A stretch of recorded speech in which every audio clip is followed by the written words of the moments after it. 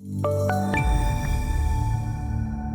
euro currency begins the week pretty much where it ended last week, hovering near the 117 level. Recall the euro currency's made quite a move in September, opening the month north of 119, now trading right around that 117 level, just above the year-to-date low.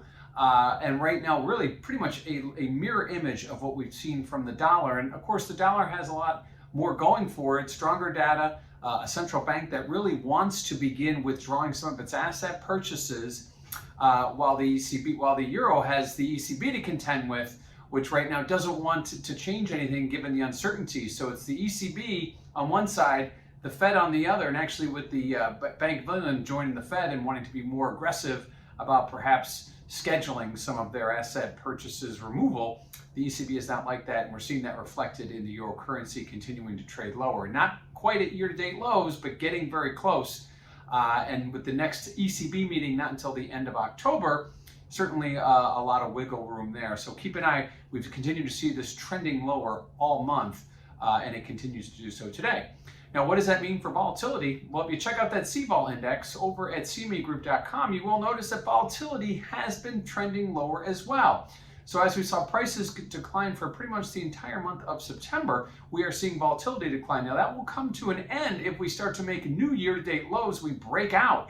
So keep an eye on that 117 level. A big move down towards 116 would give us, obviously, give volatility a bid as we would break out of the year-to-date range and see that new year-to-date low be put in. But we haven't gotten there yet, so volatility right now trending lower as we continue to see the euro currency itself trending lower. Last, let's look at positioning. What did those speculators do ahead of last week's FOMC meeting? Because that's where all our data gives us at this point.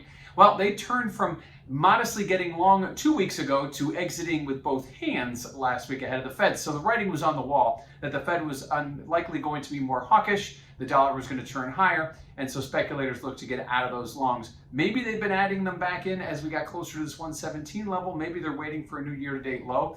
This Friday's CFTC numbers will give us a better look at what happened since the Fed meeting. So right now, all we know is what they did just ahead of the Fed announcement. We don't know what they did after, but clearly speculators were worried about the dollar spiking, and that's exactly what it did, and the euro currency continued to sell off. So opening the week up pretty much where we ended last week, seeing the euro currency dance around 117 as the ECB now stands alone as the one major central bank that doesn't want to do anything, and it's being reflected in the currency and the trade we've seen.